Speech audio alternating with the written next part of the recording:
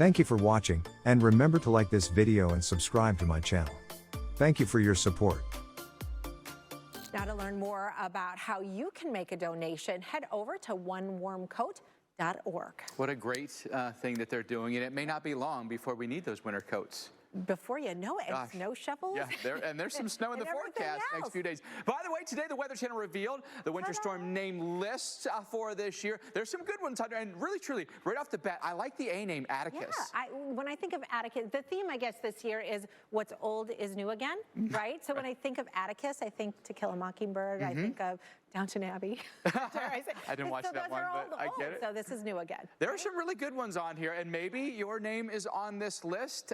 If it is, congratulations. Is it going to be a doozy or not? I don't know. We'll see. I mean, could we get our first name storm next week? I think it's possible. I mean, I wouldn't rule it out. Let's see, what is it? On average, we name 2 storms in the month of October each year, so the odds are in our favor we're going to get one. Right, and we do have specific criteria, by the way. It has to cover a certain mileage or cover a certain population. If we end up getting those big cities in there, you know, if Denver or Salt Lake end up with the snow next week, I think we could definitely have Atticus. You know what one a lot of people are really pumped about? This one right here, Usher. Usher? Yeah! Okay. Yeah, I'm just saying. I'm just saying. When that snow's all upon you, I'm telling you. All right. Hopefully we don't rough. get that far down the list. I'm just saying. Well, the fall and winter months can be brutal and a danger for many people. And today we want to raise awareness about the organization One Warm Coat. One Warm Coat Day is the official kickoff of coat drive season. This is the time now to collect coats for people in need in your community, or find a local coat drive that you can donate to.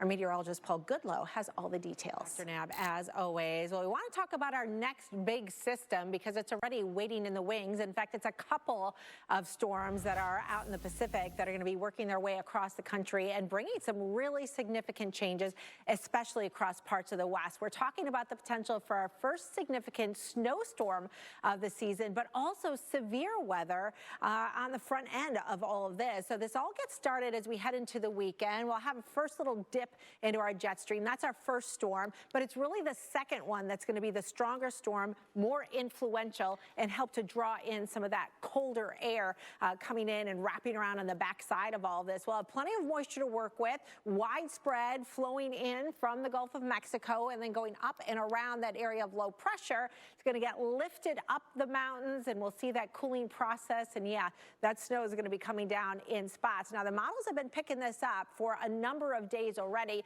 but they're still not quite syncing up as to who's going to get the most snowfall. Certainly the higher elevations are going to get this, but we could even get some snowflakes at least. Whether or not it's accumulation, still TBD, but watching places like Salt Lake City as well as into the Denver area. So there you can see what the GFS is doing, a little bit more robust compared to the other models. So we'll see, but also watching that severe weather threat. So this weekend it gets started, but really it's, you know, late Monday to Tuesday, Mike, that we'll start to see some of that snow. We're going to pay the piper with some of this too in terms of severe weather that's going to be developing. So big contrast in air masses. We're going to have winds turning with height and all of the ingredients coming together that we have confidence this far in advance that we're likely going to be seeing some severe weather into the plains on Sunday and then again on Tuesday as well. So we want to give you a heads up as early as we can that this could be a weather alert day in parts of Oklahoma, into parts of Texas, stretching on up, maybe even into parts of Kansas. This area could expand,